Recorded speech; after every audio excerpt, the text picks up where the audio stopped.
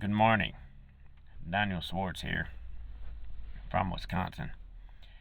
I like to scroll through construction videos and stuff on Facebook and places like that. You can see some really cool stuff and you can see some really messy stuff. And there's a really popular type of video out there right now on many different people are doing them. They take these videos of bad work and then they post them online and comment and critique the work. And the theme is always the contractor is ripping me off and doesn't know how to do his work right. And it's amazing how many people jump on there and just rip whoever did the work. They just rip that person a new one without knowing the context of the story. And it always gets me because I've been on both ends. You see a video where it's a new build or a remodel and there's a room with new flooring in it, and there's the painters came in and they left a messy paint all over the new flooring, and there's all the comments are running down those painters. And yeah, they should have covered the new flooring. But the thing is, there is no context to the story. Everybody sees all the paint on a new build, on brand new flooring, and they run down the painters and they just criticize and criticize. And these painters are unprofessional, they're horrible, and all this stuff. You don't have the full context of the full story. You don't know what was told to the painter. And when you're quoting a project and you don't think you're going to have to do something, it blows my mind how many people think you can do every little thing no matter what.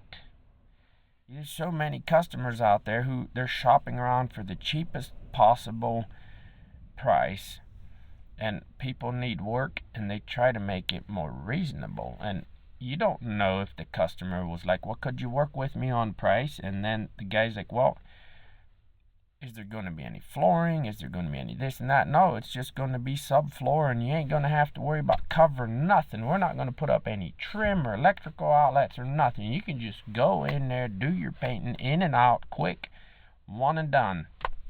So the painter gives them a price for that.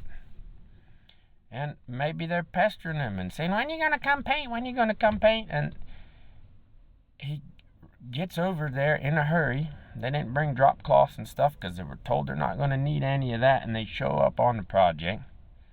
Lo and behold, you got a couple rooms with new flooring in there. And the guy just snaps and he's pissed. So, because he was told he wouldn't have to. And the right thing would be to call the customer and say, hey, we're going to have to upcharge you here because I was told I'm not going to have to deal with this. But not everybody has perfect patience. Holy shit, you don't know the struggle or the dynamic that was going on between customer and contractor, and how much of a pain in the ass he was being, and how short of patience this guy is. And he's just like, you know what? I was told I wouldn't have to deal with this. Almost said it. I was going to say it. So heck with this. We're going to paint like they told us. And if the floor is ruined, it ain't my problem. Now, that's going to cause him headache down the road. Yes, I'll agree. Is that professional? No, it ain't. But is it understandable? Yes, it is. It's extremely understandable. I've dealt with that kind of frustration all the time. I'm supposed to work on a project, and then I give one price, and I say, hey, but we're going to be working in this room. It needs to be empty. You need to get this thing cleaned out. Otherwise, oh, sure. And they agree to everything, and you show up, and the room is packed full. It's their storage room, and it's got boxes and cardboard and everything in there. And they were like, well, I know you said you want it cleaned out, but I was thinking you could just shove everything to one side and work in this corner and then shove everything on the finished corner. And, that's when you just want to walk away and you're like, nope, you said it's going to be clean and I gave you this price. But I've usually kept my patience, but not always real well. So what you need to do there is say, nope, if you want us to do the project today, we'll move your stuff out. You find a place for it, we will carry it out, and you're going to get charged $50 an hour. And we're not going to rush, because this is not supposed to be in this situation. So I understand that there are perfectly valid reasons for this guy to do this. And there's many examples like that. You don't know how badly the customers are pinching pennies. And people need work. And there's so many times that even though the customer has money, how many times has somebody come up to me and been like, hey, I want to build such and such. And then the next 3 words I dread was, I was thinking. And then they go through a long and detailed thing of how they want it done, and your mind blanks out because in their first 2 sentences they said things that you're like, this is stupid. This is the dumbest fucking shit sorry, I said it again. This is the dumbest stuff I've ever heard. And you just you don't want to do it that way, but they insist on it. When I needed money, I did things a lot of times in ways I didn't want, because the customer, he had been dreaming of doing it this complicated, patched together way, and he just felt so smart that he came up with this. And it works most of the time. It's just not a great way to do it. So when you see work that's not great, and such contractor did it, understand, the contractor could have walked away and just said, no, I won't do it, which is what I do these days because I'm busy enough. If there's something that I'm like, I do not want my name on that. I don't want people to think that is my style and my way of doing things and it was my idea. Because most of the time, if you're at somebody's place and you did it, such and such contractor did this project, and then the homeowner, if somebody comments on it, says, wow, that's a dumb way of doing it, why would they do it like that? The homeowner does not fess up and say, hey, that was my idea. They say, well, it seems to work, and then the other guy's like, this is crap, they charge you how much to do this? And the homeowner's like, well, yeah, I thought I did, guess it thought. They won't just say, hey, it was my idea and he tried to talk me out of it and I insisted on it. So, how many times do people, this kind of thing where people just assume. They see one little part of the story and they just assume, and they come in with their critical minds, and they don't have critical thinking. They have criticizing thinking. All they want to do is run somebody down so that they feel better about themselves. All these other contractors in these videos want to hop in there and say, I'm the bestest contractor ever, and I would never agree to that. My morals are way up here. I'm the most moral contractor that you could ever hire, blah, blah, blah. Yeah, you're really busy right now, and you can turn down stuff, and you can charge whatever you want. Well, let's see how good your morals are when you're scratching for every penny, and this is how the people insist they want it done, and you can't turn it down because you got to pay your bills.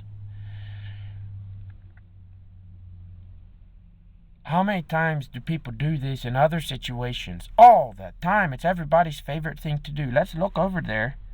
Let's see what I see with my eyes and perceive with my senses and assume I know that guy's whole life story. And I'm just going to criticize the shit out of him. And I'm going to run down and I'm going to be like, well, why would he do that? Why would they live that way? Why would they spend that money? Why would they do this? Why would they wear that? Why do they go to that church? Why do they worship that way? Why do they wear those clothes? Oh, they can't be true Christians because, my goodness, look at him. I saw him drink a beer. Oh, my God. This is like maybe the biggest evil of mankind. It's a sickness. How often do you look at somebody, see something you don't like, and just sit back and wonder what the backstory is of what brought things to this point in that person's life to cause this? It's always possible, yes. There's always the possibility that the person just did something bad because they are of low moral character. That's always possible. But the thing that aggravates me is when people do not know the full story and the full context of the story. They always jump to the worst possible outcome, the worst critique of that person. They don't want to have understanding for they don't even want to contemplate possible outcomes that make this person not a bad person. Maybe there's all kinds of dynamics and other things going on in this person's life that brought them to this point that makes them look bad, but you didn't know the story. And you don't know the struggle of that person. You don't know what they're going through. But you saw something you don't like and you jump in and you criticize nastily, and you never sit back and say, hold on a minute. I don't actually know what brought this person to this point in their life. I don't know why they're behaving this way. I don't know why they did that. And until I judge that person, I am going to wait for the full story. And maybe the full story is none of my damn business, and I'll just sit here and hold my judgment forever, because it's not my job to pass judgment on that person. But it's my job to hold in reserve and have compassion for that person. That person next to me who probably went through things I can never imagine, possibly. And I'm sitting here on my high horse judging that person so I feel better. And then when I have a bad moment, I want everybody to understand that I'm not a bad person. Oh my goodness, I can't believe how you would judge me that way. You don't even know me. And then I turn on my phone and I go in the comment section of a video and I rip somebody a new one to make myself feel better. This is probably the worst trait I see in people today. If you want to make your life better and be a better person, work on that one thing.